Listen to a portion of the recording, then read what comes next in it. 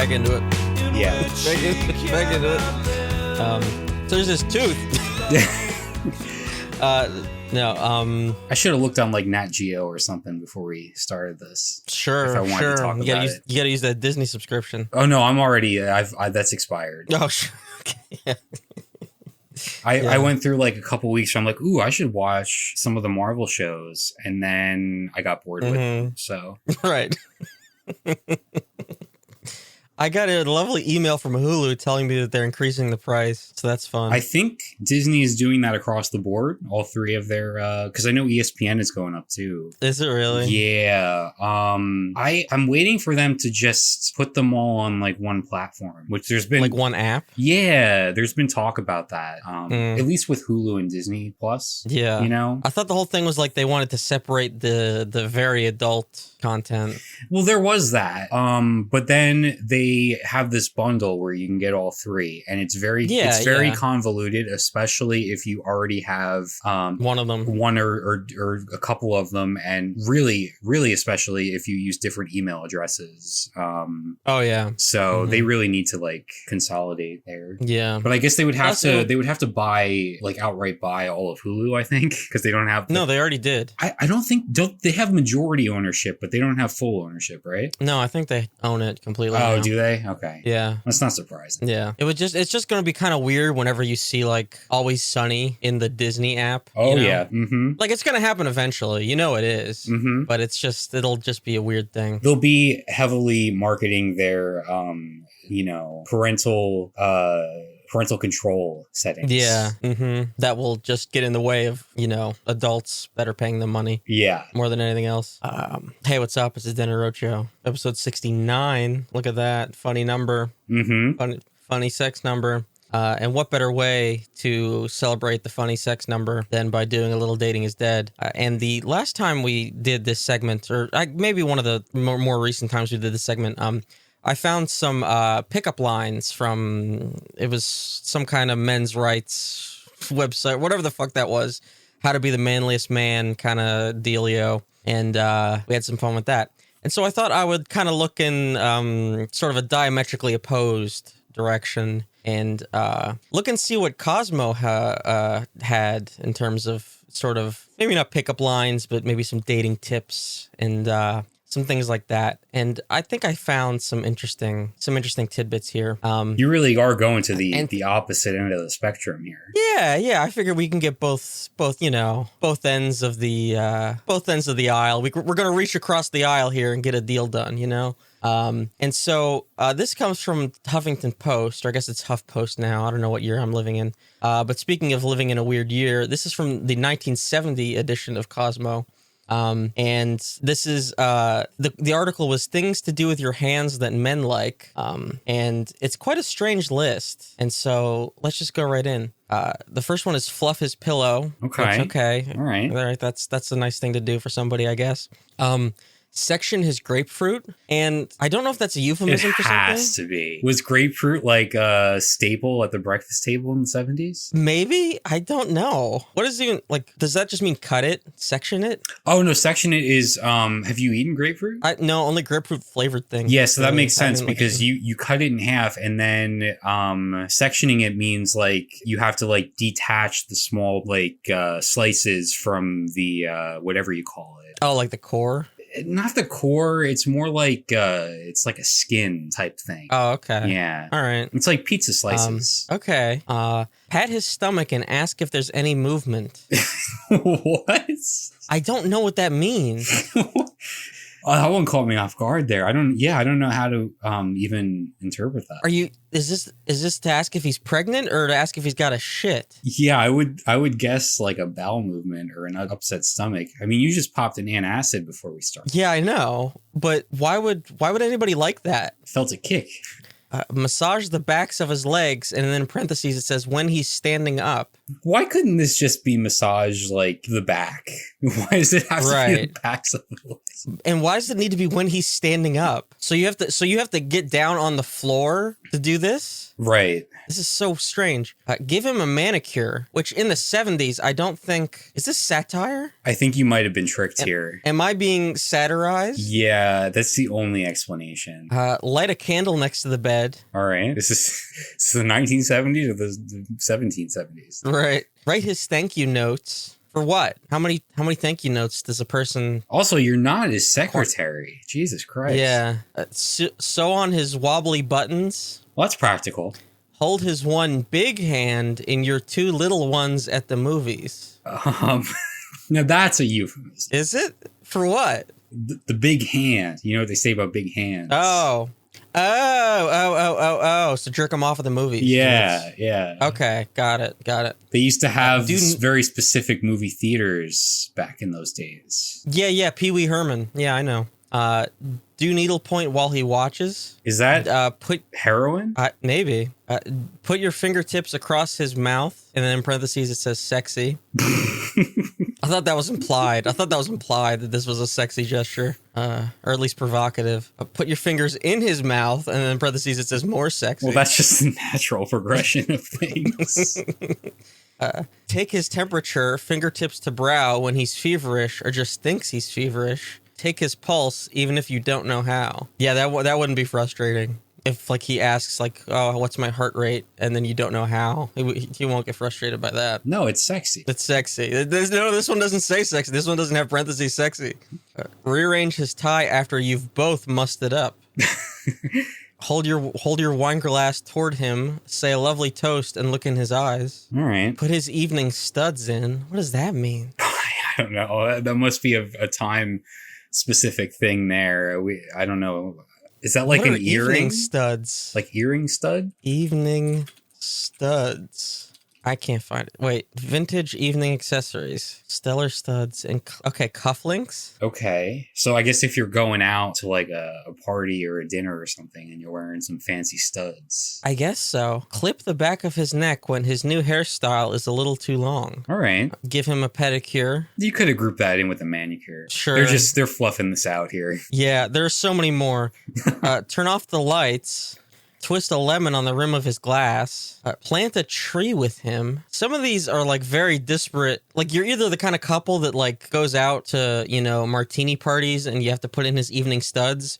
Or you're the kind of woodsy couple that goes out and plants a tree. It's called being multidimensional. Yeah, I don't know. You do the tree planting during the day, and then when the evening comes, you put your studs in and you go out, And then you have to light a candle next to the bed. Yeah, I got it. Yeah. Lock up your bras. Is somebody going to steal? Yeah, what, in case he puts one on? Like, why do you need why would he like this? Oh, wait. Wait. You know what? Never mind. Smash his goblet in the fireplace. Is that a Harry Potter reference? Maybe. Or a Hereditary reference. Oh, sure. From 1970. Polish his leather seat covers. This is in parentheses. Ask the hardware store man and do it before seats get a cakey texture. Ew. I don't like that phrasing. No. I don't like that.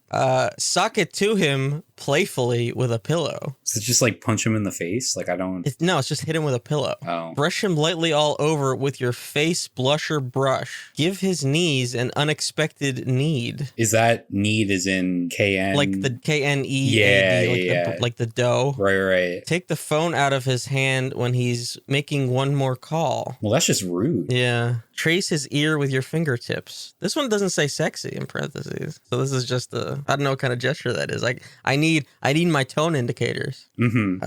Let your hair down every night or afternoon. Always give him your hand to help you from the car. Unkink his tense neck muscles with massage. Okay, see that one. So now we're getting into some that kind of makes sense. Mm-hmm. Polish and sort his cufflinks. It's so weird that the back of the leg massage was higher up on the list than the very typical like shoulder massage. Rub baby oil into his entire body after a shower. Huh. Right on his back. Right what? It doesn't say. It doesn't specify. And how did you have him look in a mirror? I have no idea. How's he going to see it? Is that like in school when you put a Post-it note on somebody's back that says kick me? Yeah. Dangle grapes over his mouth, feed him one at a time. Put your hands on his naked waist and stare at him. What is this intimidation play? What is that? Tuck your scented handkerchief under his pillow. You know you have a scented handkerchief. How are you pronouncing that? Handkerchief. Handkerchief? Yeah, chiff. But it's spelled chief. Yeah, but that's, So. That's not how you... Count his ribs. I guess just to make sure he's got them all. Right. You don't want a missing rib. Yeah. Or is this like when you're out to eat? Oh, okay. Yeah, Make sure they didn't screw up the order. Sure. Yeah. You ordered the full rack, You know what, maybe, because it says, hand his orange juice to him while he's toweling after the shower. You got to shower because all those ribs are so messy. Yeah, but he's busy. Why does he want orange juice right now? There's never a bad time for orange juice. I don't really like orange juice. No, I mean, I like it if it doesn't have all that pulp. Sure, yeah. Give him some more ice, for his orange juice. I don't like this next one. I just don't like the way that they word this. Okay. Pamper his doggy or pussycat. Yeah, no. I don't like that. Tuck your hand into his overcoat pocket. Take your phone off the hook. Why? I guess so nobody can call. Oh, yeah. Tie him up and tickle him. Oh, getting all 50 Shades here. Mm-hmm. Yeah, a lot of tickling in that film. Yeah.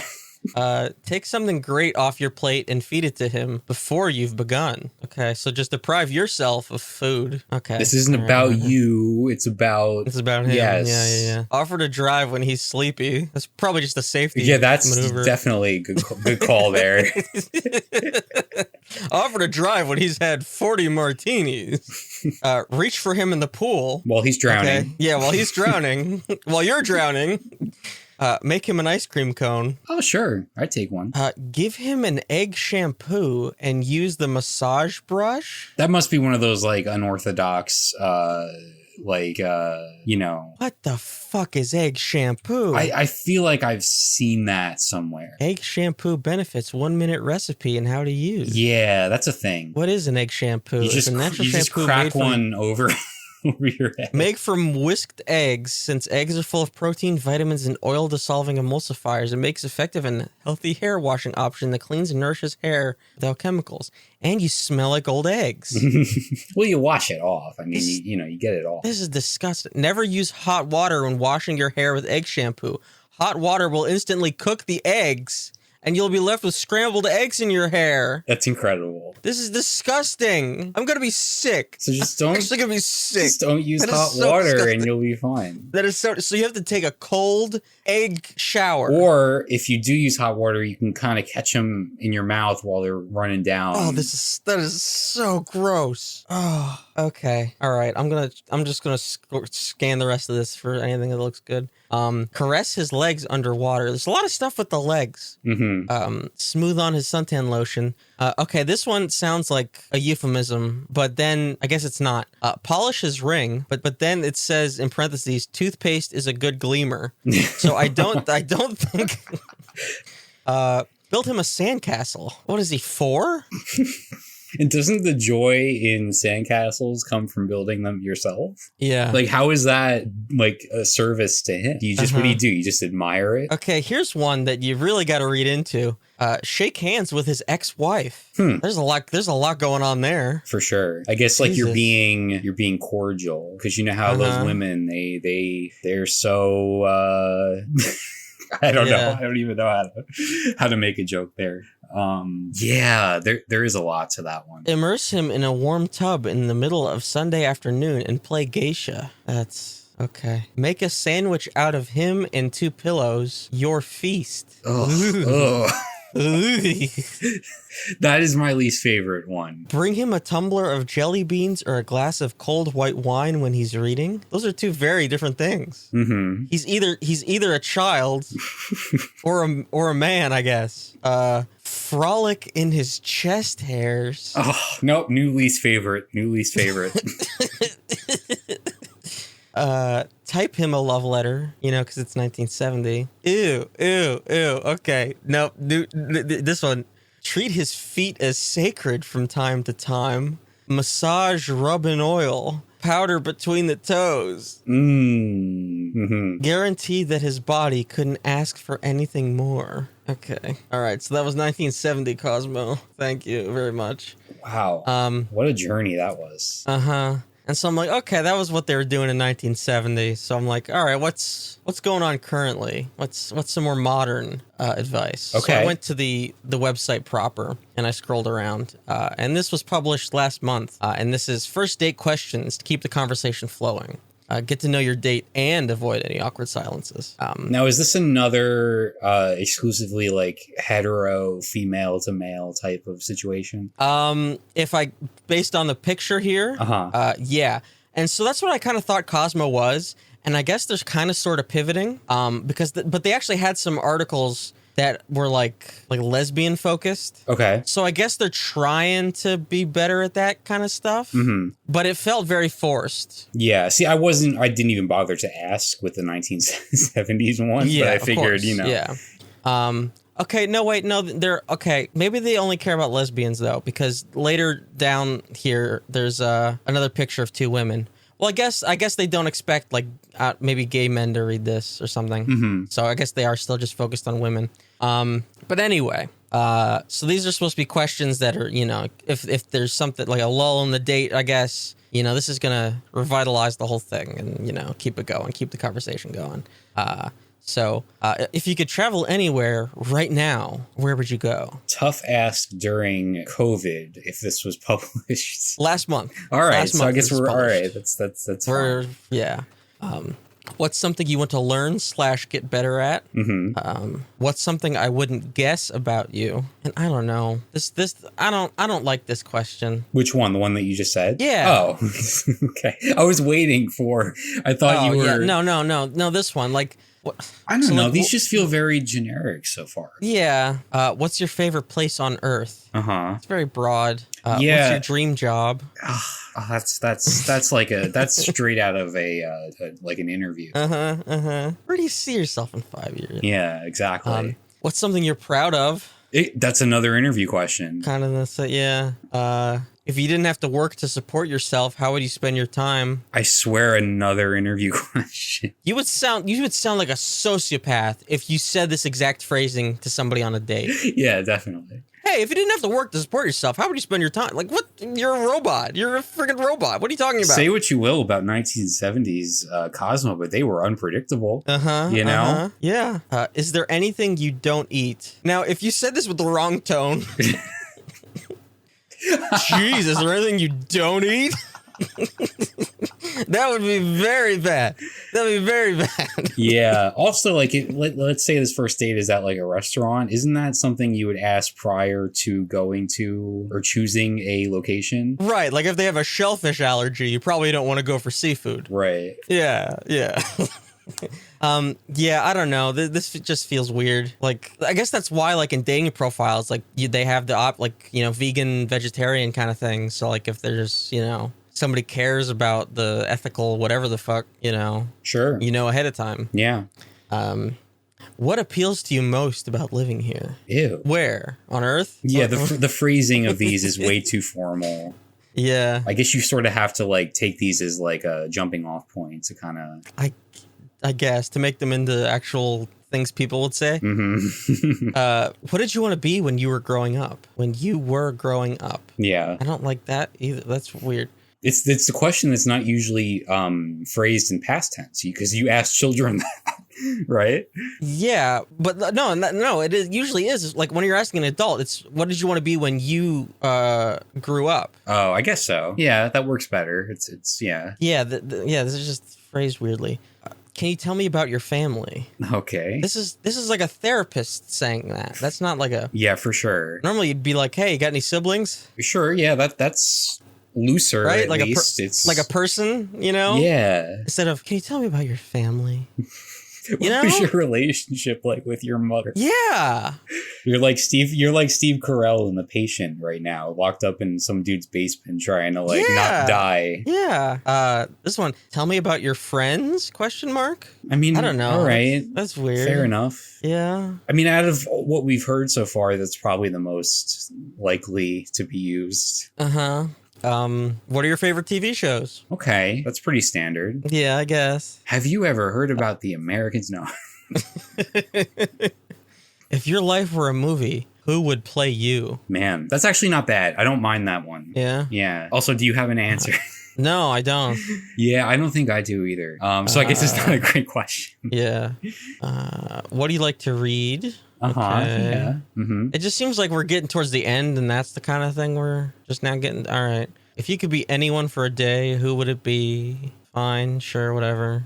Who has been the most influential person in your life? Another job interview question. Yeah. What's your favorite memory? That is like the broadest one that you could possibly ask. So these also have like explainers attached to them. Oh, okay. From whoever the fuck they're talking to in this article, some kind of relationship expert, I guess. And this one just says the answers could tell you more about who they are. Yeah, no shit. It's a question. Wait, so you're telling me it's a question. You're telling me that a relationship expert came up with these questions? Let me go back to the top and see who the fuck this is. Dating expert and author. Yeah. Okay, all right. Relationship who am I to question an therapist. expert? But I don't know. This one's weird. Do you still keep in touch with childhood friends? Yeah. What's the difference? Why does that matter? Yeah, that is pretty weird. How your date responds gives you insight into how they value relationships and loyalty. Yeah, see this is psychotic. This is the problem right here. This is more like an interrogation because instead of trying to like spark conversation with the person, all you're doing is trying to get specific information in order to like read from that. They're still friends with the neighbor kid from when they were 2. That means they're gonna marry me. Yeah, that is not how psychotic. Yeah, that's not how you approach it. It's like, no, I moved a lot. Like what loyalty? This is psychotic. Especially in the context of a first date. Yeah. Like I understand keep in touch with childhood friends. Like I fully understand trying to ask questions that sort of root out like red flags, like that's for a lot of people probably an essential thing to do, but this is weird. Yeah, this is too much. If you could have a superpower, what would it be? Yeah, okay. This might tell you more about the way someone thinks and what they desire. My answer is invisibility, so I can leave the restaurant undetected. Yeah, exactly. What's the most spontaneous thing you've ever done? What would you do if there was a zombie apocalypse right now? Ugh. This is a fun icebreaker. Okay, so why is it question number 22? Why is it number 22? What were you like as a child? Wait, so is there an explainer for the one about like relationship with family members that you said earlier? Where is it? How they answer gives you insight into their background, upbringing, and what they value. Are you sure these aren't questions for like identity theft? Maybe. This is social engineering. They're trying to get your fucking SIM card. Oh my god. All right, almost done here. Is there anything you're really passionate about? That's not bad. I like that. Because like hearing about somebody's passions is always a good thing. Yeah.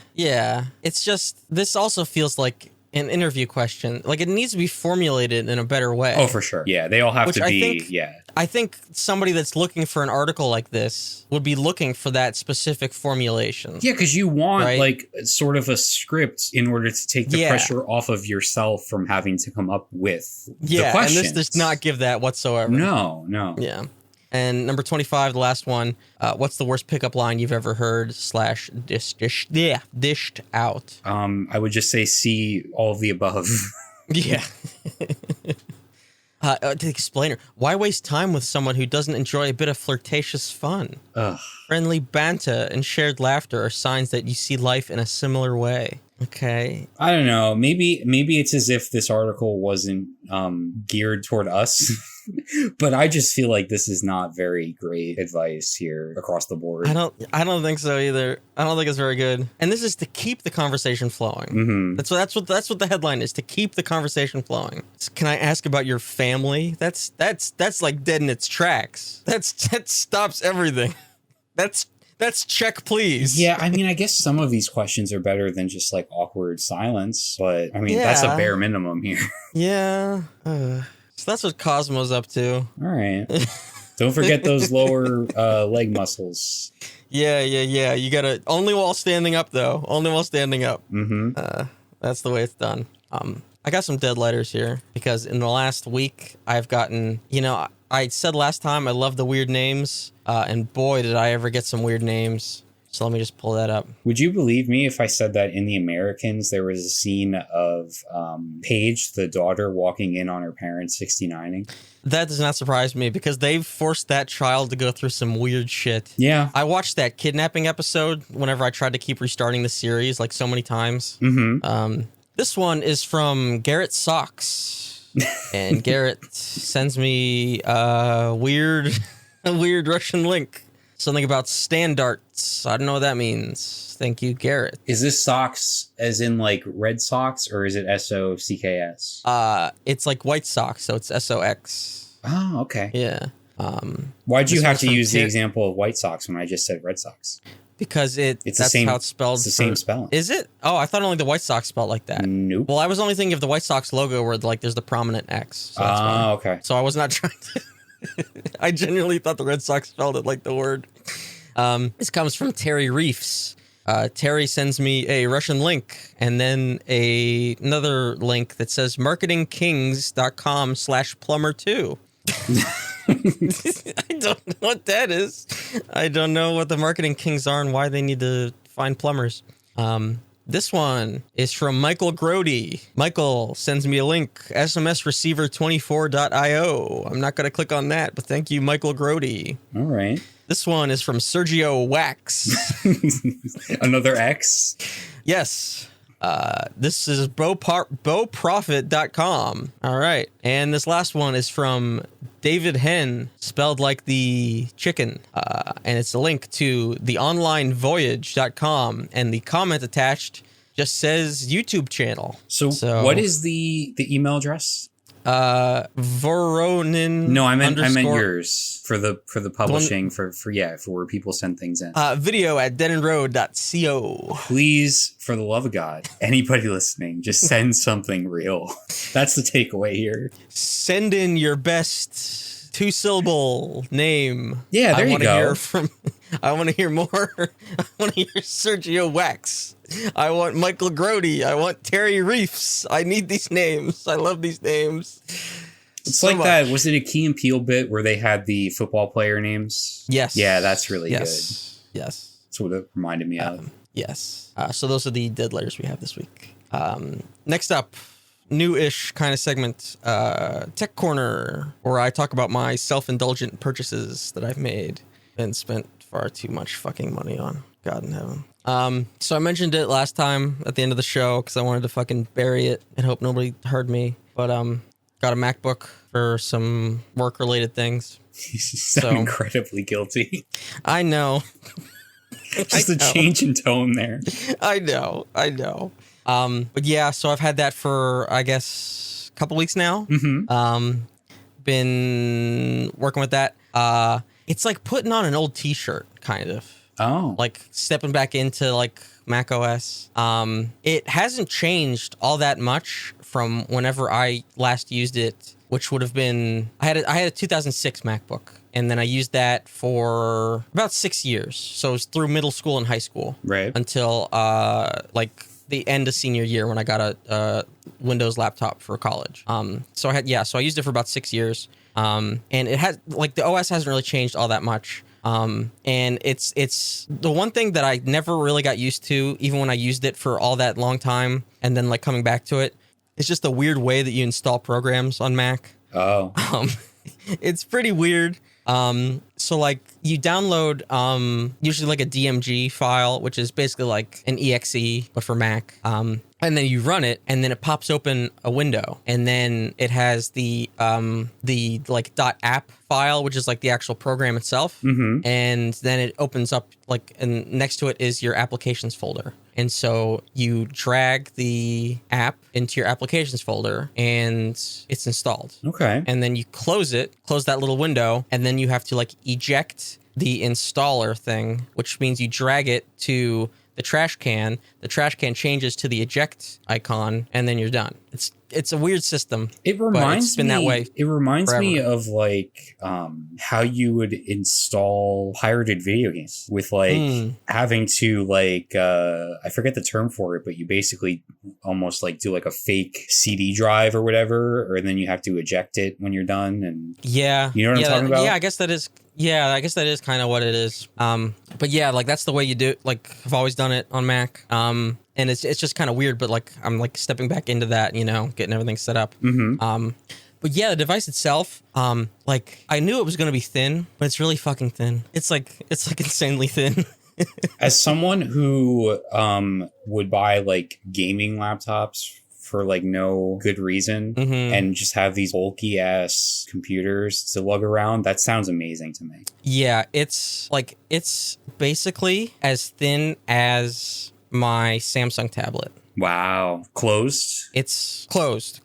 That's great. It's insane. But it's also very sturdy. Like it's all, you know, all aluminum chassis. Sure. Right? You know, and the screen might ruin other screens for me. It looks insanely good. I did have to turn off this weird true tone setting that tries to adjust the color temperature based on the environment and the ambient brightness. I'm like, no, don't do that. Don't change the color temperature. Yeah, that would be annoying because they never really. I don't know. It's just a weird thing to like adjust your eyes to. Yeah, yeah. So like, yeah, don't do that. But what type of screen is it? So it's IPS. Oh, okay. Yeah. It's so like here's the thing that's annoying about Apple shit is that when you want the actual specs of the screen, you have to like dig deep because like on their product pages and stuff, they'll just be like, this one's a liquid retina and this one's a super liquid retina. Yeah, it's all brand Like, words. yeah, it's like, okay, what does that mean? What's the fucking refresh rate of this? And so like you have to do like more research into that, and it's not on the product pages. It's like tell me the actual specifications of this screen. Because there are the 2021 MacBook Pros with the Max and Pro chips that have, I don't know what the brand name's called, but they have the higher refresh rate screens. And so I was possibly considering a refurbished model of one of those. Right. But honestly, it doesn't matter for what I needed this for. So it's 60 hertz, but with the pixel density and like the resolution, also honestly, like this doesn't feel like it's 60 hertz. It feels better than that. And there's not any kind of like true motion smooth, whatever kind of fucking bullshit on it. You know, it's just natural 60, but it feels a lot better. So like these new ones have the notch for the webcam at the top. That was going to be the one thing I was like, I'm either going to really hate this or I'm not going to notice it. But luckily it makes way more sense here on a laptop than it does on a phone, because in macOS, that's where your menu bar is. Oh, yeah. So unless you have a ton of icons going all the way completely across the screen that would then go underneath the notch, there's nothing there anyway. That's just dead space. Right. So it doesn't matter. And this notch, I'm assuming, is in place of it. I'm assuming it's like a practically bezel-less device. Pretty much. Yeah. It's a super thin bezel. It's super thin. And the way that they improved this, they like added 60 pixels just for the menu bar this time, instead of the notch actually like encroaching on the screen real estate. Oh. So like you're actually getting an additional set of pixels that you didn't get on the previous model. So this is just like even extra room than you would have gotten anyway. And so I honestly don't notice it, which is really good because the notch is fairly big. And whenever you're looking at like the contrast and the black levels of the screen are good enough that whenever like I'm watching something that like is, you know, it's going to be letterboxed anyway and it's black, then the notch just is like basically invisible. Right. So it makes way more sense on a laptop than it does on a phone where it's just always fucking constantly there. And so the other thing that's going to ruin other devices for me is the keyboard. Ooh. Which I didn't think would be that big of a deal. The keyboard is really fucking good. It's really good. And this is something I didn't really consider, even on my Razer, which is technically it's bigger. It's a 14-inch, and this is a 13-inch. But on the sides of the Razer, on the bottom half, the keyboard half, it has two speakers flanking it. So there's technically less space on the bottom for the keyboard. So it has smaller keys, and I really didn't think that'd be the case. So the Mac has bigger keys, and that actually helps tremendously, which is not something I really considered at all. It's a nice surprise. Yeah. And on the Mac, there's like virtually no key wobble itself. So the typing experience is fucking fantastic. The trackpad is also really good, but like they've always made the best trackpads. Like my 2006 MacBook still had a better trackpad than basically any other laptop I've used until this, basically. One thing that I'm still getting used to is I need to remember that like the entire surface is clickable rather than like, like Windows laptops, it's usually just the bottom portion that is the clicky portion of the trackpad. Yeah, you know what I mean? Yeah. So I got to get used to that again, where like the whole surface is clickable. That's right. Yeah. It's just things like that. And like there's like been other improvements to the OS, like where like since it's multi-touch now, which it wasn't, more than a decade ago, like you can just right click with 2 fingers instead of having to hit control click like you used to on a Mac. And just little things like that. But yeah, it's been good so far. The battery life is actually insane given how high the resolution on the screen is, because usually you sacrifice like the higher the resolution the screen is, the more power it draws. No, this battery is insane. Like I could charge it once every few days. Wow. It's ludicrous.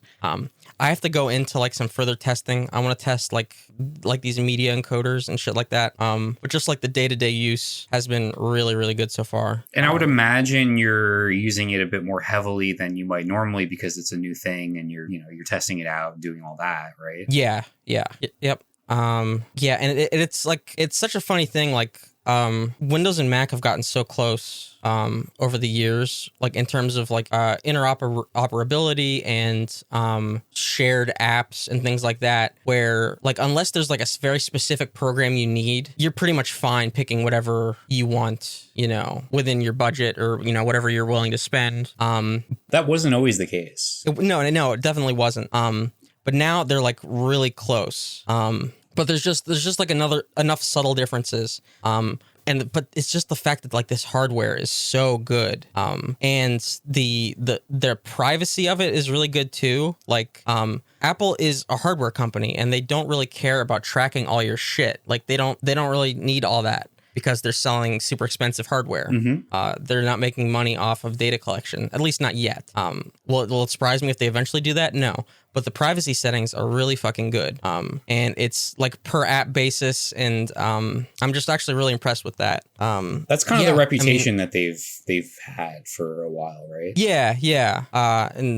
So I'm really impressed with it so far. I have to do like more in-depth testing for the written review. But yeah, so far so good. That's really interesting. And it's good to hear, because I do need eventually to get a new computer, and I assumed it would be Windows, but I might have to look in that direction too. I love my iPad very much, and I'm intrigued about iPad OS 16, which I think has been, it's been in beta for a while. The release just keeps getting pushed, but I keep hearing about how they're trying to make it more like Mac OS, which like I don't have any issues with iPad OS as it is now, but if they can make it, I guess, more like computer-esque, right? Which if you have like a keyboard that you attach to it could bring like a lot of advantages. Yeah. So I'm interested to see what they do there. But yeah, like MacBook seems like a tried and true way to go. Yeah. And like I said last time, like there are deals out there, like the refurbished stuff. Like it comes with the same warranty as buying a new one. Is that what you did with this, or is this a new one? No. I used the education discount. Right. Just because I wanted MagSafe mostly. But yeah, like if you just want like last year's model, then you can get a pretty decent discount on refurbished stuff that's out there. Because that's the other thing about Apple devices, is that they last. They last a very long time. Yeah, like my 2006, like my 2006 MacBook. Like I stopped using it when I for college, but that was just because like I wanted something more up to date. But that MacBook was still functional. And in fact, I used it for other projects. Like whenever I had my radio show in college, I didn't have a good way to record the radio shows because the method that they had at the station was like really dog shit. And so I would have my MacBook at home, basically recording the show like on air. Oh, wow. Yeah. So like it was still like pretty functional at that point. And I used it for like spare projects.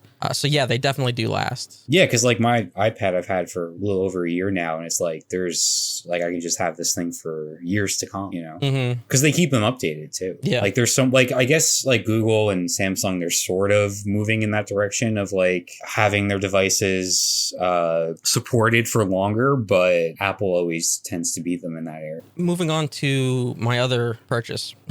So Steam Deck came on Wednesday. It's Q3. Q3, yeah. Then in Q3, it ended up being from, yeah, you might get this at the end of Q3 to, well, here you go. Here is it. So it came on Wednesday, and I suddenly felt like a kid on Christmas. And not just because it was a new thing, you know, but I suddenly like had all this possibility with this device because it can do whatever the fuck you want it to do. Like truly.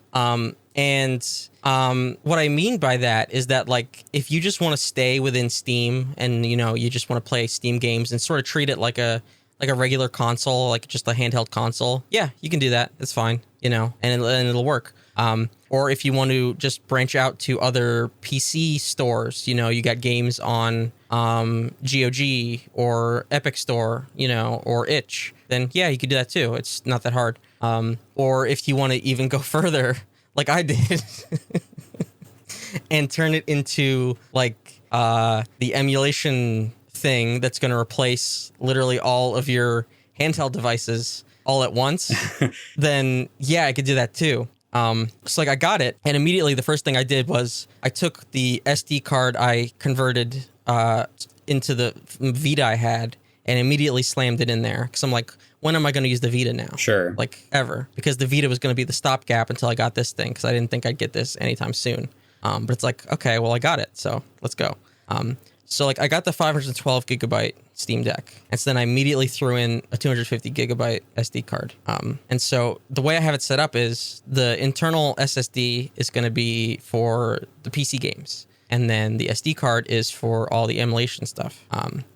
And there's a program that makes the emulation stuff really friggin' easy, and it's called EmuDeck. And you basically just run through that. It can install literally every emulator that exists, or you can pick the ones that you want. And when I mean literally all of them, I mean it. It goes from arcade cabinets and Atari all the way to Switch. Wow, I wasn't expecting Switch. Right?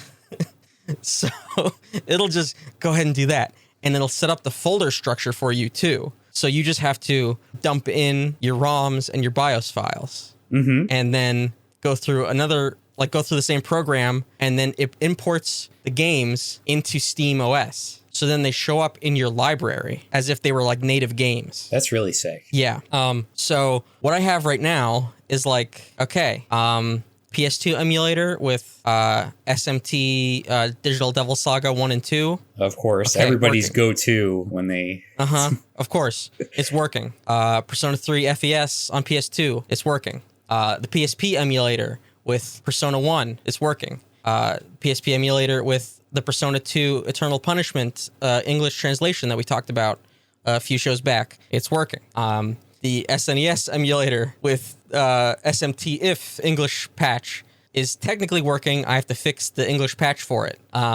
So the one thing I need to definitely try to get working is the Switch emulation. Because normally what you do is you use a hacked Switch to transfer like your configuration files and some kind of key file over along with your games and your saves. Unfortunately, the only way to have a hacked Switch is to have one of like the original models and have it like unpatched. Yeah. And that is the only way you can have a hacked Switch because it's a hardware exploit. So anything that was made, I think, it's like either 2018 or 2019 or later, cannot be hacked whatsoever. So there's a very limited number. I remember it would be very rare to find like a PS3 that you could do that to, because it had to be on a certain old model and it had to have like software version or firmware version like 3.50 or whatever or earlier. It couldn't be anything later than that, so people would sell those on eBay and stuff. Yeah. It was the same for the Vita for a while until it was finally cracked. And I'm sure the same thing will eventually happen to Switch eventually, but as of right now, it's a hardware thing.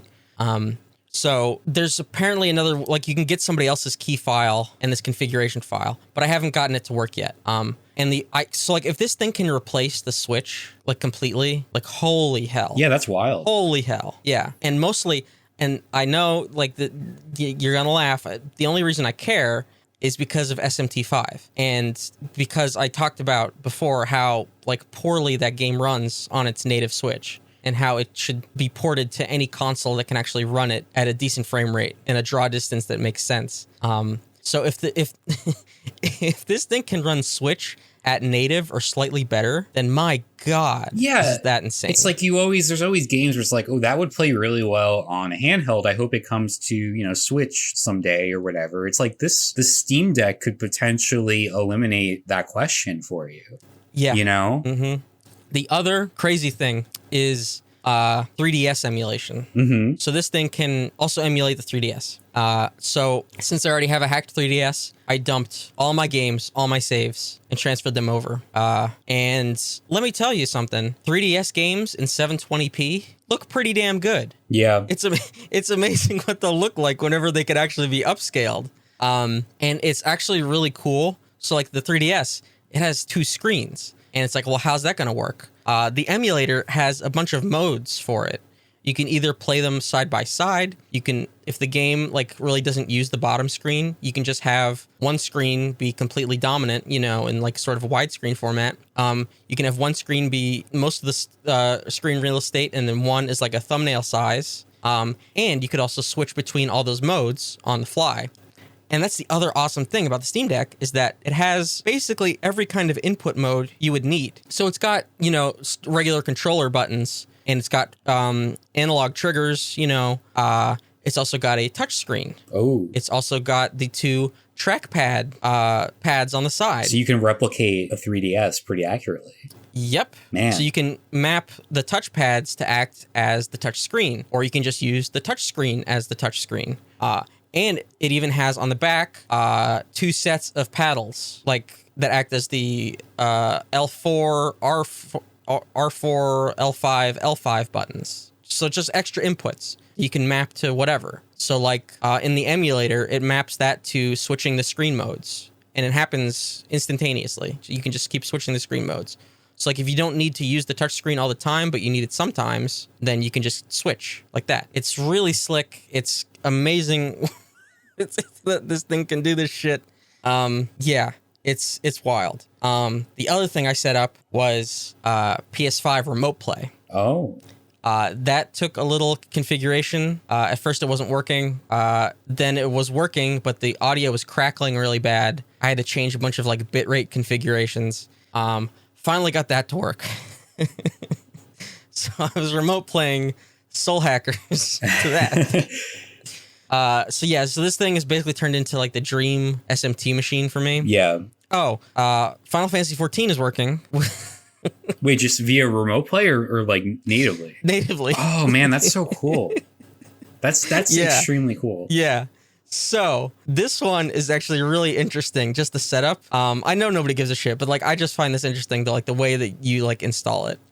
So I might have talked about this before, but Final Fantasy XIV, it's available on Steam, but it also has its own launcher. Yes. And normally, if you use one of the 2, you're stuck to that version. So like if you downloaded and signed up with the game on Steam, you're stuck to the Steam version. And you can't transfer over and use the official launcher. And that's just the way it is. I don't know why, but that's just the way it is. So say that you actually did that and you have the Steam version and that's where your account is, then you're good to go. You can just install it and run it. That's fine. But like most people, you use the official launcher, which is the way you should do it because it gets updates slightly faster. Then you have to go through a little workaround, but it still works. So what you need to do is you have to download the trial version on Steam, then use FFXIV launcher, which is the launcher that you use to install mods and shit. Anyway, if you want do that, they came out with a native Linux version. So you go through their install process. They use the Steam install of the trial, install the rest of the game. You log in, boom, you're good to go, just like that. And it runs fantastically. Wow. It runs so good. It runs 720p at the preset high laptop settings. Wow. And at 60 frames per second. That's like nothing. Fantastic. So like obviously you're not going to be doing like raids or intense things on here, but for like, I don't know, farming or any like mundane stuff, it's got to be perfect. Yes. Yep. So I did my daily tribe quests. I did Island Sanctuary, 720p, 60 frames. It fucking tanked the battery life. Oh, sure. Yeah. You can only do that for about 2 hours, I would say. That's not that bad. The battery, yeah, I know. Like, but that was about it for 14. So yes, like little things like that, crafting, gathering, maybe a dungeon if you want to get, a little frisky. But yeah, that's about it. But it runs really well. It was really surprising, and that's pretty damn cool. As far as PC stuff goes, what it's actually designed for. Yes, that's right. You almost forget about that with everything else. Yeah, pretty much.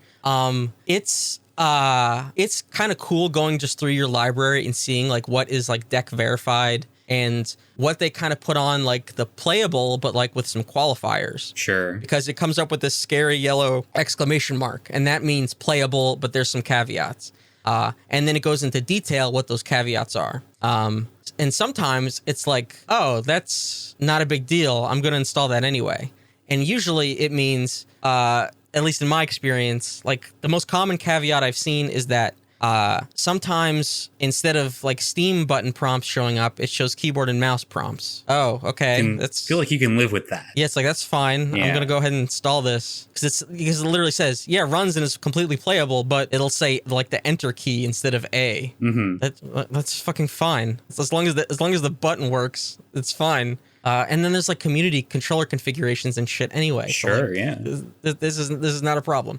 And then of course, like if it has, the do not go sign, then it won't run at all. And I do have a bunch of games like that.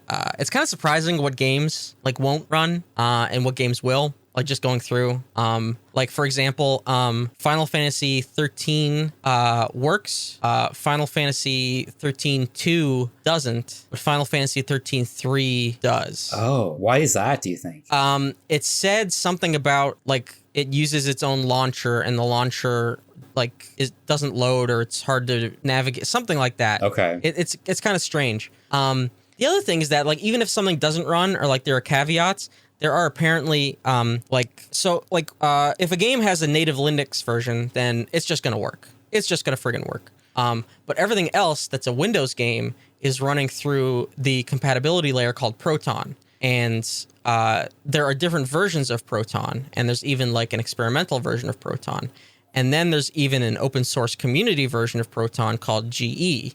And apparently that goes game by game and fixes specific issues and things. And so you can just install that, and that apparently fixes a lot of things. Like, for example, in Persona 4 Golden, it apparently fixes a glitch where, like, some movies, like the anime cutscenes, just won't play. And so this GE Proton version just fixes that completely.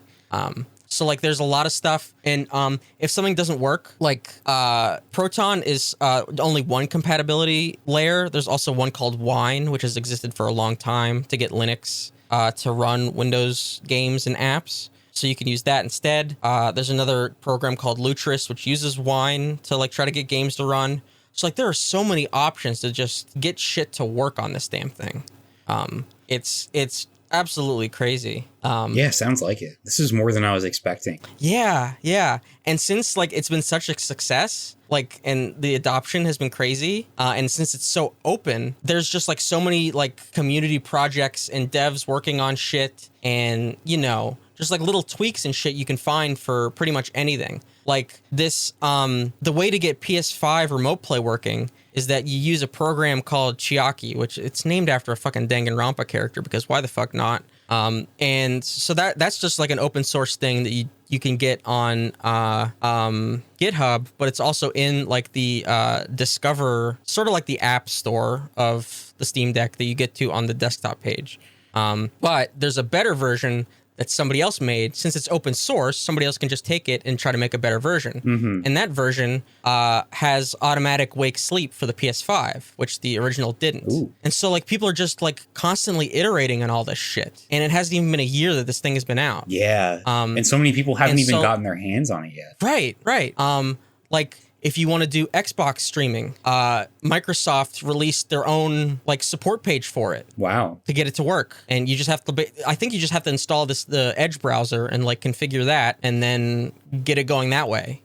So yeah, if you want to do Xbox cloud streaming, there's like an official option for it. Oh my God. Like if you have Game Pass, that's like such a huge library all by itself. It's really limitless here. Yeah, it's absolutely crazy. It's mind boggling. So like I have spent not a lot of time in the last couple of days playing games. Yeah. Because I've just been like setting all this shit up so I can eventually have fun. Right. But it's just because like that's what I mean. Like you can do as much as you want with this damn thing because it is a computer. Like literally to set up some of this stuff, I plugged in a USB-C dongle and then a keyboard to type shit in. Wow. Yeah. And then a lot of the stuff that I'm downloading, like I'm opening up Firefox, you know, and going to the web pages and just downloading the shit and like zip files and all this stuff. Like it's not like a mobile browser or anything like that. It's full Firefox. It's full, you know, file manager. You know, like it's a full computer. And then at the same time, if that's like all intimidating, you just stay within Steam. Yes. And then you're fine. AKA you're good to go. Me, what I would be doing.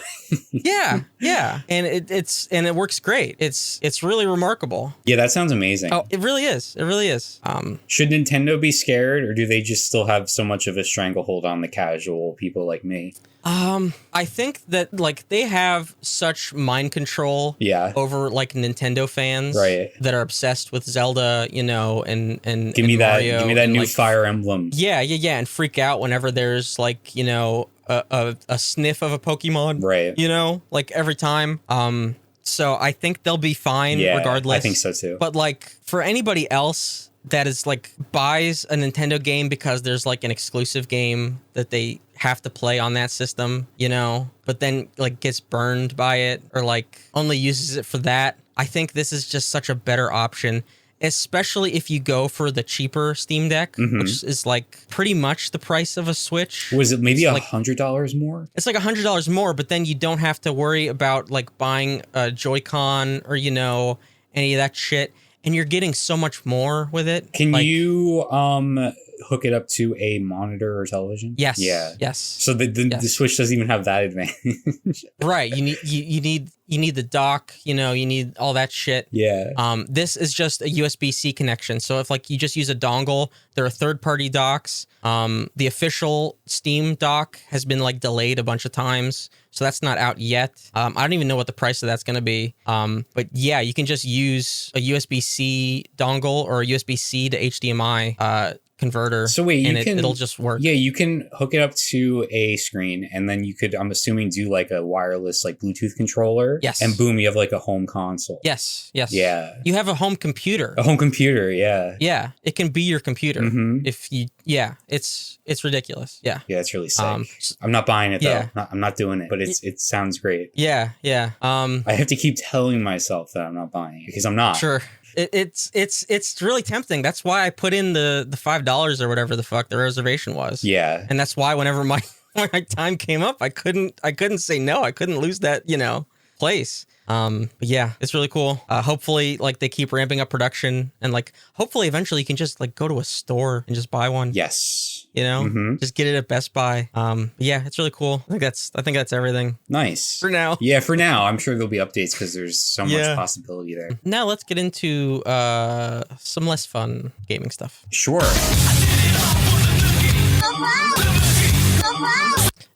No Fred Durst news this week, unfortunately. No. I in the notes I called this did it all for the Moogle Papa Roach edition. I wrote that at like 1 a.m, and what I meant by that was that like I was only going to do this segment as a last resort. Oh, that's good. That's good. But here we are. So I don't even know if I want to do this. Square Enix doesn't know how to balance their fucking game. And it's getting to a point where like they clearly don't know what to do or how to fix shit. Should we set a clock for this rant? That might be a good idea, actually. You know what? No, I'm kidding. Unless you really want to do that, but no, that's actually a good idea. I like how this defaulted to 1 hour. That is very funny. Give me 15 minutes on the clock. Oh shit, that was longer than I thought. Oh fuck. Well, no, okay. Go ahead. All right. Square Enix doesn't know how to balance their fucking game. The balance is at like between classes is at the worst it's been since I've been playing, pretty much. Tanks right now are so out of whack that it's kind of hard to fathom, especially because in the last expansion, tanks were the most balanced they've ever been. Right now, Gunbreaker and Dark Knight are doing so much more damage than Paladin and Warrior, and there's pretty much no reason for it. This all came to a head because the new raid is out. And the first week, people going for the world race clears and, you know, first week clears, they have like it's called minimum item level. So like they're working with the lowest possible amount of gear. Right. But this time around, the raid was delayed by 2 weeks on purpose. So players had time to do the rest of the content. So this means that everybody had slightly more gear than they normally would have because they had 2 weeks to get more gear.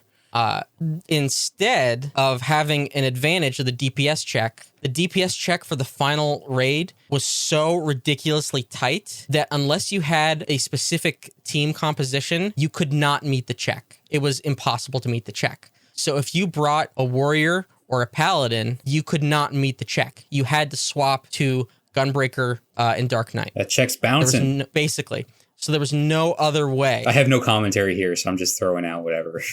Yeah. So that's just the tanks. Melee DPS is fucking busted. It's fucking busted. Melee as a whole is doing way too much damage compared to the rest of the classes. At the same time, Reaper is doing so much less than the rest of the melee. But the melees have it ridiculously easy. Hitbox sizes are so enormous that they can get uptime from wherever the fuck they are. There's no positionals anymore. They have true north, whatever the fuck they want. Machinist has been the lowest damage since the expansion released. It's also one of my favorite Japanese breakfasts. Sure, it's also a really good Christian Bale movie. And it's been the lowest DPS since the expansion released. Meanwhile, it provides the least amount of party utility. So there is zero reason to ever bring a machinist over a dancer or a bard. But they refuse to buff machinist. They refuse to. It's been in the garbage bin since the expansion released, and it's only getting worse. It's only getting worse. I really don't know what they're doing. Casters. This is my home turf. This is where I play DPS. Casters are also in the garbage bin. They're doing as much damage as physical ranged, which doesn't make sense because they have to pay the caster tax. And I know that's a ridiculous phrase. It's like you got to pay the troll toll. Pretty much. The caster tax means is that while physical range basically always have uptime because they can move wherever they want, casters have to stand still and cast things. Otherwise, whenever they move, their casts get interrupted. So that's what the caster tax is. At the same time, they changed Summoner to only have like 3 casts, which is so dumb. It's so dumb what they did to Summoner with this rework. Summoner is so stupid. But Summoner now does more damage than Red Mage. But Red Mage brings a ridiculous amount of party utility. Red Mage's rotation is so much more difficult than Summoner. Summoner, you could give it to a toddler and they could do the same amount of damage that a top-end Summoner can do, because Summoner is that fucking easy. But Summoner now does more damage than Red Mage. But if they buff Summoner, or they buff Red Mage to do more damage than Summoner, there's zero reason to ever take a Summoner, because Red Mage would do more damage and provide so much more party utility. So what they need to do is get rid of the res from Summoner, which they were going to do but chickened out on, rework it and give it more damage, but they're not going to do that. So they had a patch on Tuesday to kind of sort of address the balance and the insane DPS check of the last fight. Okay. Their excuse for why it was so tough is complete bullshit. Complete bullshit. Before the raid came out, they said that they knew that there would be 2 weeks of extra gear and that they did not adjust the difficulty of the raid to compensate so that it might be easier than previously because they didn't want to do any last minute adjustments and throw things out of whack. That's bullshit because the DPS check was this tight. Now, whenever they release the patch notes for on Tuesday, they claim that in their testing, the developer raid team that did the testing was just so good that the DPS check didn't matter. So they increased the boss HP by 1%. That's bullshit. That's absolute bullshit. They're lying through their teeth. The only way that would matter is if they had a friggin' god comp of the party. So that means that they definitely had Gunbreaker, Dark Knight. They probably had Black Mage. They probably had Ninja and Samurai and a Dancer. And that's what they rolled with. So they had the perfect composition. So of course the DPS check didn't matter. So instead of fixing the balance of the classes that are so out of whack, which is a majority of them, by the way, the majority of the classes are currently out of whack. I'm not even touching the healers because we'd be here all fucking day if I talked about the healers. Instead of trying to adjust the balance of the classes that are so thoroughly broken right now, they just took away that 1% that they buffed the boss before release. That does not fix the underlying problem. Doesn't sound like it. That does not fix the underlying problem whatsoever. They keep kicking the can down the road. Yeah. They keep doing this. They keep basically saying, well, 7.0 will fix this. 7.0 is going to fix this. But that's a year and a half away at the earliest. Yeah, that's kind of wild to be claiming that because that's so far away. At the earliest. They've already said that they have reworks planned for Astro and for Dragoon. Now they gave small, tiny buffs to Paladin and Warrior in the same patch that functionally did nothing. And in the patch notes now said that the fundamental design of Paladin isn't working and so has to be fixed at a later date. By that, they mean 7.0. They definitely mean 7.0 because they're not going to fix it anytime soon because they clearly don't have an idea of what they need to do. Right. They don't. So 7.0 is going to feature Astro rework, Dragoon rework, now Paladin, and they have to do something with Machinist. They have to. They can't leave it like this. It doesn't make sense. So that's 4 classes that need total reworks in 7.0 that are so broken right now in the middle of an expansion that they're just like sort of waving their hands and kicking the can down the road. Now, is this I take your word for this. Like, I'm not, trying to say anything about your credibility, but what's the community at large saying? Is this like a big problem for most people playing the game? Casual players, no, they're not going to notice. Okay. This is like the rating community. Sure. Like if you're just playing normal content, you can play whatever you want and you're fine. Like in order to do their job at a normal level, like just playing dungeons and whatever, all the jobs are functional. Like the tanks can tank, right? Sure. Like they do that role. This is just damage abilities. This is like mostly. You're talking about like I guess like the meta, right? Yes. This is like the super committed players that are playing this game every week. Yes. Doing all the stuff. Here's the problem. The meta has never mattered before. Oh, okay. It has never mattered. The game has always been play what you want. Yeah. Play what you want. Everything can clear. Ideally, that should be the goal for any sort of competitive or online game. Yeah. And that has been what they succeeded at. Play what you want. Everything can clear. Suddenly, in this raid tier, everything couldn't clear. The best warriors and the best paladins that were going for world first could not clear on those jobs. They had to switch. Right. That's insane. That's a shame, really. Yeah. The balance has never been this bad. And they could say that the excuse is that the number crunch, whatever, blah, blah, blah, blah, blah. Because for this expansion, they changed the total number of damage that we do and like HP values. Like they basically chopped off a 0. That's really what they did. Right. I'm sure there were more calculations on the back end, but like instead of doing like an ability doing 100k damage, it now does 10k, right? Like those aren't exact, but you know what I mean. Yes. Like the total numbers are lower is what they did. So they crunched the numbers down lower. So they could say it's the fault of that, but it's design, it's job design. And like they're just decisions that don't make sense. And it goes back to like they clearly don't have enough hands on deck for everything, and something always suffers. Last expansion, it was the ultimate that got shuffled and moved around, so we didn't have an ultimate. And it was also the deep dungeon. We didn't get a deep dungeon that expansion. Instead, we got large-scale open field content. Okay, whatever, fine. This expansion now, we got PvP overall, and we're getting savage dungeons.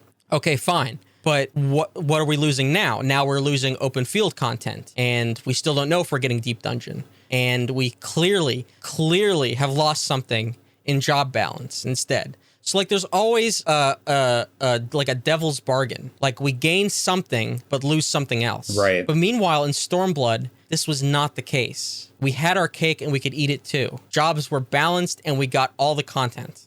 So something's got to give. They say that it is not a factor. They say this up and down. It is not a factor, and that these are different. They're different teams. But the only thing that changed after Stormblood was Final Fantasy 16. Yeah. That's the only thing. Members of the Heavensward team were converted to stop working on 14 to work on Final Fantasy 16. That's the difference. Sounds like the culprit. Like what else is going on? Shadowbringers towards the end had COVID. Yeah, okay, fine. So there was content, but we didn't lose content that we already, like, the only thing that we lost because of COVID was the ultimate. Everything else that we lost was already being planned to lose. Like, nothing was canceled aside from the ultimate that we didn't already know about. We already knew there wasn't going to be a deep dungeon. This time around, like, we knew there wasn't going to be open field content. We didn't know the balance was going to be this fucking bad, especially this late into the expansion. Damn. Anyway, there's my 14 fan. Oh, I think you came in a couple minutes under the clock. I got 15 seconds left. Oh, okay. I miscalculated. Shit. Yeah, it sounds frustrating. Hopefully, over time, some things will be straightened out there, because that's, when you're making things worse for your most dedicated player base, that's never a good thing. Yeah. We talked about SMT a little earlier. I just want to mention this. It was surprising. Atlas is releasing a physical collector's edition for the Persona 5 Royal re-releases. Yeah. I guess it's kind of not like they're just sort of going all in on merch and collector's shit. Because they know people will go to great lengths to acquire it. Yeah. But what is really surprising is that I don't want it. That is shocking, actually. Yeah, I took a look at it and I was like, I don't want this. Huh. There's nothing in there for me. The only thing I would want is the tarot cards, but of course, it is not worth like the $120 just for that. Sure. So it's like I already have the original Royal Collector's Edition. Or did I have the original? I probably have both. Yeah, you have the original Persona 5s and then the Royals as well, right? So this is the third Collector's Edition of this game. Yes. My goodness. Yeah, and I have the vinyl soundtracks. So it's like this doesn't have anything for me. Right. So I'm good. Yeah, me too, because I'm getting it on Game Pass. Right, yeah, you're not paying anything. So, yeah, like it's got a bag like from one of the characters that I don't like and find that was given too much of a spotlight in Royal to begin with. So, yeah, like I don't want this. So...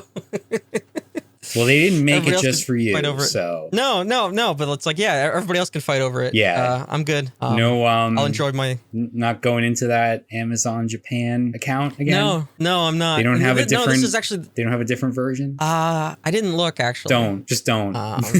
Let's see. Oh, no. What have I done? I don't even know what to search for. Okay, pre-order. Nope, this is the US. Pre-orders open. I don't know if Japan got a... Well, anyway, no, I don't need it. I'm enjoying my Soul Hackers Japanese right. pre-order. Yeah. So you're set. Yeah, I'm all set. And that's it for gaming stuff for now. Actually, can I throw a couple things at you? I threw in the notes here last minute. I wanted to mention Overwatch 2 news here. I want to get your take on this. As someone who's played in the game's heyday, you played quite a bit of Overwatch, definitely more than I did. So there's been some controversy surrounding the battle pass that's going to come along with the start of Overwatch 2 and the game going free to play. because the info leaked a couple weeks ago that detailed how new characters, starting with season 1's character Kiriko, will be locked behind the battle pass. So basically you have two options. You either purchase the battle pass and get the new character right away, or you grind out like 50 some odd levels of the free version and eventually you get that character. I'm wondering what your initial take is on this. Yeah, it's insanely dumb. Okay, that's what I figured you would say. It's insanely dumb because previously all characters were free. Yes. Right. And that was sort of the ethos of Overwatch, was that everybody got the characters, everybody got the maps. Yes. And that previously the monetization was loot boxes, and that all the loot boxes were funding development. And so that was why they were able to offer up new content for free, even though there was basically, after the first year, no new content, really. The events were recycled every year, and new characters slowed to a crawl. Same with maps, and every map they introduced was actually worse than the last, and they had to keep taking them out of circulation because everybody hated them. Like, isn't that sad? Isn't that fucking sad? It is. That, like, all the content they introduced, and actually half the characters they introduced, everybody hated it as well. Except for, like, you know, fan artists, and like from a character design perspective, if people like them, right? But from a gameplay perspective, everybody fucking hated them. So this is so fucking stupid. Like, they've already moved in a direction where, like, even picking a character doesn't really matter all that much. Like, so a character can kind of do whatever. They're just, like, sanding off everything that makes all the characters unique, you know? Which, to a degree, I feel like you kind of have to do at a certain point when you have so many of them. Like, I kind of sympathize with that because things can kind of get out of hand. You know, how do you possibly make every character unique at a certain point? But you don't have to sort of make it so, like, picking a character doesn't matter. No, that's the extreme. That's going too far. That's what they're doing. Yeah. And it's like, but the point of the original point of the game was that you could switch on the fly. Yes. To counter what the other team had. And everything they've done since, whether it's locking it to 2-2-2 or, you know, like, everything else is just like roll queue. So, like, you can't just decide to, like, go, you know, single healer if you could handle it, right? Shit like that just took away everything that was dynamic about the game. Yeah, that's the big concern with this battle pass structure that they have here, right? Because it goes against the spirit of what you were just saying, of being able to strategically change characters on the fly and have access to all those characters. Because if you haven't unlocked this new hero, then you don't have the option to play as that hero and potentially use, like, the strategy that comes along with it. And so, like, you're limiting certain parts of the player base from actually, like, participating in the game as it should be intended to play. Here's the really insidious thing. Okay. If they follow the same pattern they used to, every new character introduced is a counter to the last one they introduced. And they did this partially to fix the balancing issues that they created themselves. So, like, Brigitte was introduced to stop dive characters from completely dominating healers, right? Right. And then Brigitte dominated. So then they introduced a flying character that Brigitte couldn't touch because Brigitte was ground-based. So, you see what I mean? Yes. So, okay, maybe this will be fine for the first character, because I believe the way that they're even doing it is if you own Overwatch 1, you automatically get the character. Yes. I don't know if that's the case after this, though, like, going forward. I don't think it is either. I think they're just saying for this one. So yeah, you get, like, battle pass and all that. Right. So this character, since it's new and shiny, is probably going to be good and might even dominate, right? Because that's kind of what they do. They fuck up like that. Well, not even that, but there's more incentives to do that now because they want your money. That too. But now, well, you could even consider this. Let's just say that, like, this is basically the free character. Okay. Right? Like, I don't even know a lot of people that are even going to play Overwatch 2 that didn't play Overwatch 1. I don't even know how they're attracting new players. Right. To begin with. So let's say a lot of people already have this character and she's dominating. The next character they introduce counters this character.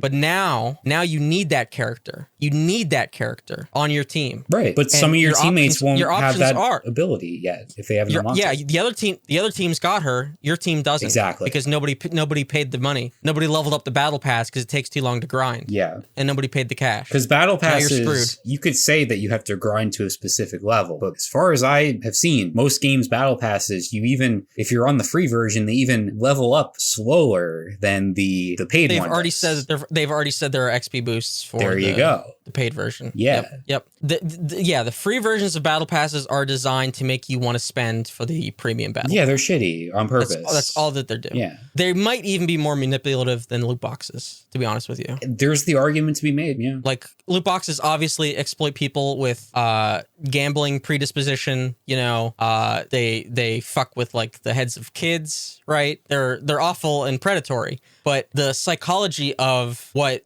battle passes are doing and the FOMO of that whole thing might be worse. It's a different. I think it's just a different kind of. Maybe mean. Yeah, maybe just for me then, because I don't have like a gambling issue. Yeah. So maybe for me it's more insidious. But yeah, this just blows. And what was the other point I was going to make? I will mention. So they did say that as far as not everybody having access to the new character as soon as it comes out, they're also keeping the new characters out of the competitive mode for a period of time. And they say it's both for like tuning reasons, like balancing reasons, and it supposedly is meant to allow those free-to-play players to, have the time and grind out those characters before they're used in competitive. That's partially bullshit because they would do that with every new character anyway. I agree. Yeah, I think it's like, we could use this as an excuse. Yeah, they would do that anyway. Yeah. And it's a reason for people to see the character in quick play. Yes. On the other team or somebody playing it on your team. Yeah, this just sucks. It sucks. I also was looking at the other stuff in the battle pass, which a good battle pass should only be strictly cosmetic. It should not affect gameplay. So this is the other thing. Yeah. They're creating a problem and then selling you the solution. 100%. The characters were previously free and now they're saying, well, you can earn it for free. It's like, no, why would I work for that? Yeah. Why would I work for something that used to just be a feature of the game? Their argument is that like, now that the game is free to play, we have to monetize it somehow. It's like, yeah, with cosmetics and only cosmetics, which is basically what you were doing before anyway. Right. The thing with the loot boxes was that the cosmetics were so good that people would spend money on loot boxes and fall into that trap. Yeah. Right? Or even just grind out loot boxes to get what they wanted. That was the whole point. And they made money hand over fist with loot boxes. Yeah. Like that was cosmetics worked. Now you just shift to making really nice cosmetics and being able to purchase them outright and not have to gamble. I'm sure that would sell fine as well. Apparently, they're also doing that, too. Of course. Yeah, they're going to make a killing off this. Right. So it wasn't necessary to put the characters, lock them behind. No, not at all. I was going to bring up, for a comparison, and there are plenty of issues with Fortnite and Epic and all that, but Fortnite, I think, has mastered the Battle Pass. For one, which I was looking over the, Overwatch one, and I didn't notice if the Battle Pass, when you buy it and you play through it, if it comes with, the in-game currency that allows you to get the next one for free and just keep doing that. Because the way that Fortnite works is you can buy the battle pass one time, and as long as you complete it every season, you have enough currency to get the next battle pass for free. So it just keeps that cycle where you don't have to buy it every time. You just buy it once and then you play and then you get it free next time and so on. Is that considered prestiging? Is that what that's called? That's a Call of Duty thing. That's different. Okay. Because I saw people saying it looks like there's no way to prestige the battle pass. I mean, do people call it that? I only know that term from Call of Duty, and that meant something quite different.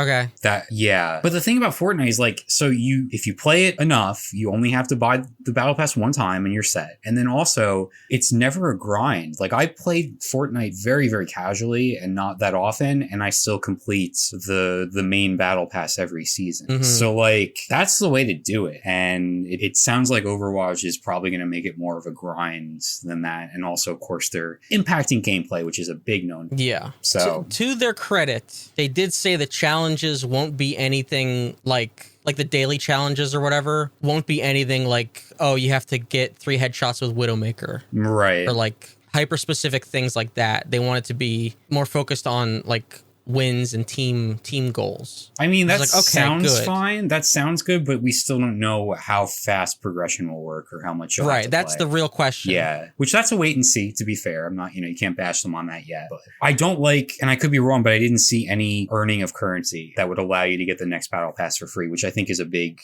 L on their part. Like having to purchase it with money every season, that sucks, Yeah. Like that just sucks. And that's like because Fortnite, like you're incentivizing people to play while also like rewarding the players that keep up with the game, Yeah. So I don't know. It just, I feel like I'll download it when it comes out free to play. Overwatch, that is. I'm not spending any money on it, that's for sure. Sure. Yeah. Like even like the theme for the first season, the first battle pass cosmetically is Cyberpunk, which sounds awesome. Like that sounds like it would fit perfectly into the aesthetic of the game. And if they didn't dangle the carrot of this new character in front of me, I'd be like, oh, maybe I would dish out a few bucks for this battle pass because I'm going to be playing the game. I'll get some cool cosmetics. But it's like, no, you kind of burned me already on principle here, Yeah. Yeah. It's also like, I don't know, like from the company standpoint, it's like, okay, you have to, before the game even comes out, you have to be on the defensive. It's just a bad look. I don't know. Yeah. You have to be like, because apparently this got leaked. It did. Before they announced it. It did. So they're already like backpedaling. Well, not backpedaling because they're not taking anything back, but they're on the defensive. They have to explain themselves at every turn now. Yeah, but their defense was like, well, wait until we have the full details. And then the full details just confirmed the leak. Yeah. So everybody was right to be angry. Like they're gaslighting us. Yeah, and it's not working. No, it's not. So it's just everything about this game has just not been good from the jump. This would have been an opportunity to really like change the public's perception and get some goodwill going and make some meaningful changes. The whole move to free to play could be a real like turning point if they handle it well. But if the game was good, again, I would just rather pay the $40 to $60 for the game than all this shit. But that, of course, is not how things work anymore. No, it's not. Speaking of figuring out how to navigate video games, can I just bring up NHL 23 real quick? Sure. I'm struggling. So there's like 3 weeks or so until the game comes out. And I still don't know what to do about it. So, the ultimate team aspect of it all is what hooked me the past 2 years. I just don't think I have it in me to go through that again. Cause it's a time sink. It's an investment. You have to always be keeping up with it. And I don't feel like there will be many meaningful changes this year to the mode where it's like, I'm going to end up with that feeling of like, okay, I've been through this all before. Right. And that's not even to mention the sort of, insidious nature of EA and their monetization of all of it. So I'm like, okay, can I purchase this video game and have enough self-control to not touch that aspect of it? And do I even want to? And I still don't know. So it's like, do I buy the game? Do I play like franchise mode and make my own fun with that? Right. Like I'm thinking of like, okay, I could do like an Arizona Coyotes rebuild because they're the worst team in hockey. Yeah. And that could be fun. And especially if, I don't know if they've done this, but if they've brought their new stadium situation into the game where you're playing in like a 5,000 seat college arena. I don't know if they've done that. Yeah. I don't know if they've announced that yet. I hope they do. But that would be pretty cool too. I could also do like a Penguins franchise and play every game, where I wouldn't be playing every game if I'm doing like a GM sort of thing. The other thing that the NHL franchise has that I have not even really dipped my toes into is the World of Chell, the whole EA SHL aspect, which I find this hard to believe just because the perspective I'm coming from from never playing it, that's still the most popular mode in the game. Ultimate Team takes a back seat because it's not as, the player base isn't as big for it. At least that's what people tell me. Well, not tell me, but people say. Yeah. So I was wondering, not to put you on the spot here. Oh God. With crossplay coming, and it seems like it won't be out at launch for World of Shell. It's coming in like November. With crossplay coming, there's a potential, if you were to take an interest in NHL again, to do like some online co-op in World of Shell and do like, you could be on like the same line, be like a center and wing type of situation, you know, maybe do like some 3v3. There's a whole mode there that's catered to co-op, which I've never gotten into. So it's going to be crossplay, PS5, Xbox? Yeah, so the crossplay is it goes PS5, Xbox Series can play together, and then PS4 and Xbox One can play together. So we would have the ability, both being on the current gen consoles, to do crossplay eventually when it comes out. Gotcha. So just throwing that out there. I would be interested. Yeah, because that would probably be when I would be more likely to get the game anyway, if the price would go down a bit. Yes. So, and you would also be doing me a service and helping me have a healthier relationship to this video game, where I am staying away from the greedy monetization aspect of it and not getting sucked down that cycle again like I have for the past 2 years. So yeah. But in the meantime, since I know you're going to get the game anyway, in the meantime, if you're going to do a franchise, might I suggest, before you boot the game up, turn the Wi-Fi off. Ooh, yeah. And then just go into franchise. That could be helpful. Yeah. That's a good idea. And I'm going to buy the standard edition that doesn't come with any of the Ultimate Team extra stuff. There you go. So I'll purposely put myself at a disadvantage. Yeah. Right off the bat. I think that's the play. I'll do my Arizona Coyotes. Maybe, I don't know if they have the relocation possibility, because that's what they should be doing in real life. But that could be fun. And then who knows, maybe you'll take an interest in the game, get some co-op going down the road, but no obligation, of course. Yeah. So I think that's what I'll do. That sounds like a plan for now. I think what's going to seal the deal, they haven't come out with any details in terms of Ultimate Team. What's going to seal the deal for me is that if they've done nothing to change it. Right. Because like MLB is the king of this type of like this genre. They do it the best. It's completely unrivaled. It's so much better that it puts everybody else to shame. Right. And I saw that Madden this year, which has intrigued me enough to give it a try, has sort of taken on a surface level some cues from MLB. It's still heavily pay to win. It's still heavily incentivized at spending money, but it's taken some small steps in the direction of what MLB is doing. I don't know if the turnaround time, just the cycle of development, has allowed that to happen with NHL yet. So my guess is that, okay, we've given you crossplay. This is the big thing. You now can actually match up with people consistently, take that and be happy with it. But as far as like new modes and new ways to actually like play, I think that's coming later. So I feel like this is a good year for me to skip out on it. At least, that mode.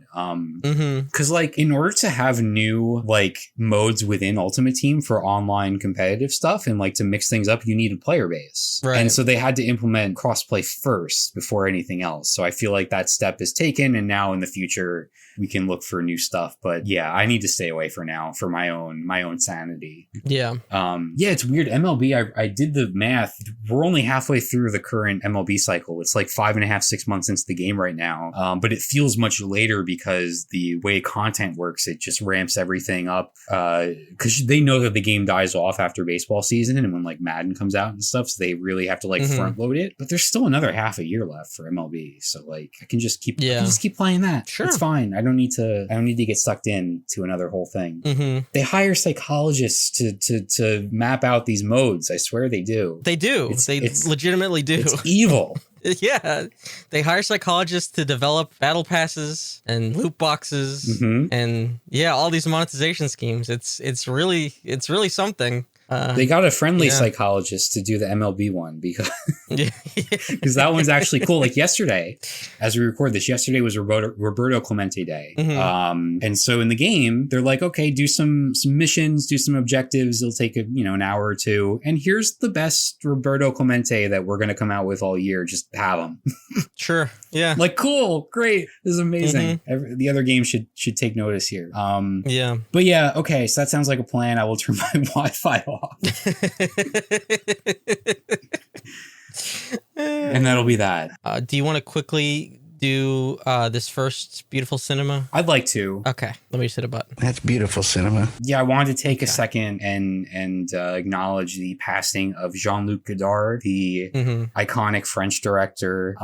He became one of my favorites when I was getting into like the Criterion Channel and like all the like classic French movies because he was such a big name. And I think the very first like French New Wave movie that I watched was Breathless, which is his most famous work. So yeah, he kind of set me off on the whole French New Wave obsession that I went down a few years ago. I would put him right up there with like Agnes Varda as like the most recognizable and probably influential French New Wave directors. Oh, sure. I'd say Varda's probably a bit higher on that. Are you being? Or is it was like? I generally don't know. Okay. Yeah. Yeah, no, he's made so many movies. I've only scratched the surface. Like I've seen like his most famous ones like Breathless and Masculine Feminine and Alphaville and Contempt. The list goes on. He's got, of course, his a lot of actors that he's worked with consistently throughout his career. Like Anna Karina is one of the most famous collaborators of his. She passed away a couple years ago as well. I guess you kind of expect that. These films are from the 60s, but it's sad nonetheless. He was in his 90s and he passed away on the 13th of September. Yeah, just wanted to acknowledge that. Quite a character he was. Very political in his filmmaking. Some of it, depending on what movie, kind of went over my head because a lot of it's like specific to the time period and like French politics. But what does not go over your head when you're watching this is the energy that his films just bring about and his style. Like with Breathless, it was very much like a riff on Hollywood, like old Hollywood of that time, like 50s Hollywood. And like the main actor in the movie would like walk around acting like a Hollywood star, like trying to emulate that type of person. But really his movies were so anti-Hollywood in how they were structured. They were so free-flowing and like carefree. And I mean, Breathless is the title of the film, but it also kind of describes the viewing experience. Like it just kind of, you get swept away by it. There's just like that energy to his movies that's just like, it might even leave you breathless. Exactly. It's infectious. It really is. There's something so distinct about watching one of his films. And a lot of the movies from the French New Wave, the filmmakers of that era. Yeah, I definitely recommend anyone checking out some of his work. He would delve into like with Alphaville, he would delve into like weird sci-fi, but it's like fairly like low budget weird sci-fi, and it's just like really cool stuff. You do like cat and mouse, like, type of storytelling. You do like this really like free flowing, like character study type stuff. Like just he covered a wide array of things, always like, socially conscious as well. His films were a product of their time, very much like, time capsules for sure. Yeah, just left quite a legacy. It was sad to see him pass, but I saw there's an IndieWire article that made a really great point about how he was an example of how like legacy as a filmmaker does not have to be dictated by like awards or box office numbers, right? Because he really didn't acquire either of those things. His legacy was from the filmmaking movement itself, and like the legacy is the films themselves and not like attached to like numbers or like superficial acclaim in that way. And the influence you have on other filmmakers. Yeah, like a movie from 1960 by Godard can feel so, watching it today, it feels like no time has passed because they feel so far ahead of their time. And that goes to speak for the French New Wave, because they just like, they broke the the rules of what movies could be. They brought the medium forward, you know? And everybody's been catching up since then. So Sure. yeah, I just wanted to mention that. Are we out of time to do a quick Game of Thrones check-in? Or because we'll save it. We'll save it. Yeah, we could save it. Okay. Yeah. We got some other stuff we could save too that I could. Some things that I wanted to talk about, but I need to formulate my thoughts a little bit better anyway, and because I definitely wouldn't be coherent after a couple hours of rambling about Steam bullshit. Sure. So yeah, so that's gonna do it for us for now. But stay tuned because we can talk your ear off. That's why we hit record. Yes, thank you so much for listening. Really do appreciate it. Just a couple notes here I want to get out quickly. I posted my statics clear of the first raid, mostly because I wasn't streaming at the time, but since we hit the enraged on the previous poll, I was like, I better just hit record on this sucker, and then we killed it. So yeah, I just threw that up there. Give it a watch if you want to know what raiding in 14 looks like, because I talk about it all the goddamn time. Also, our next live episode will be streamed. It's going to be over on twitch.tv/DeadEndRoad TV. We still on the date. That'll be next week, the 23rd at 7 p.m. Eastern. That's going to be our usual hour that we start the stream. Oh, I had a question for you about that. Yes. Do you think that is too late for me to bring out? Too late? No. I'm saying, so is it too late at that point for me to bring out TikToks making fun of the Queen's death? Nah. Okay. No, like you got to think about it, right? Like she was however fucking old, 90, whatever, you know? Right. So if she was alive for that long, we could talk about her death for a little while, right? That's fair. Yeah. That's fair. Because my goodness, has TikTok been a gold mine, especially like the couple days after she died. Oh my God. So good. Yeah. Twitter was good. Twitter was very good. Yeah. Nothing can make up for the 70 years of terror that she wreaked on Europe, but sure. You know what? You can have some fun. And I get it. I need to get on the clips. I posted one on YouTube, and it's our best performing video. So oh shit, I get it. I understand. I'll get on it. I'll do it. Fine. As always, you can follow me on Twitter at DeadEndRoad, Facebook.com/DeadEndRoadTV, Twitch.tv/DeadEndRoadTV. Do you search for DeadEndRoadTV, where you could watch that said clip, full archives of the episodes, archives of the live streams, and random shit like the 14 clear that I post. And as always, you can email weird names that you encounter in spam email, video@deadendroad.co. Also, don't forget to massage those back legs. You got to get the back legs. Yeah, you got to do it. And also, you got to polish the cufflinks. Yeah, that's the important thing. The studs. That's the studs. Yeah, polish the studs. Use the toothpaste. All right, we'll see you next time. Thanks for listening.